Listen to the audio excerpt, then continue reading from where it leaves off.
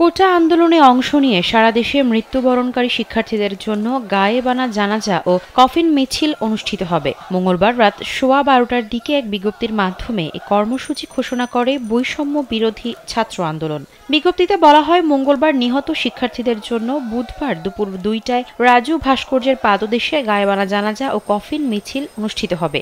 এতে শিক্ষার্থীদের উদ্দেশ্য করে বলা হয়, সব শিক্ষা প্রতিষ্ঠান ও জেলায় জেলায় তারা যেন গায়েবানা জানাজা ও কফিন মিছিল করেন। ঢাকায় অবস্থানরত সবাইকে রাজু ভাস্কর্যের পাদদেশে সময় মতো চলে আসার অনুরোধও জানানো হয়। চলমান কোটা সংস্কার আন্দোলন মঙ্গলবার বেশ সহিংস রূপ নেয়। বিভিন্ন স্থানে সংঘর্ষে 6 জন মারা গেছেন, আহত হয়েছেন কয়েকশো আন্দোলনকারী শিক্ষার্থী ও ছাত্রলীগের নেতাকর্মী। একমাত্র ওয়ালটন এসি দিচ্ছে 1 বছরের রিপ্লেসমেন্ট গ্যারান্টি এবং কম্প্রেসরের 10 বছরের গ্যারান্টি। এ অবস্থায় শিক্ষার্থীদের নিরাপত্তা বিবেচনায় সারা দেশের সব সরকারি ও বেসরকারি বিশ্ববিদ্যালয় এবং অধিভুক্ত কলেজের শিক্ষা কার্যক্রম অনির্দিষ্টকালের জন্য বন্ধের নির্দেশনা দিয়েছে বিশ্ববিদ্যালয় মঞ্জুরি কমিশন। একই সঙ্গে জাতীয় বিশ্ববিদ্যালয়ও তাদের সব কলেজ বন্ধ ঘোষণা করেছে।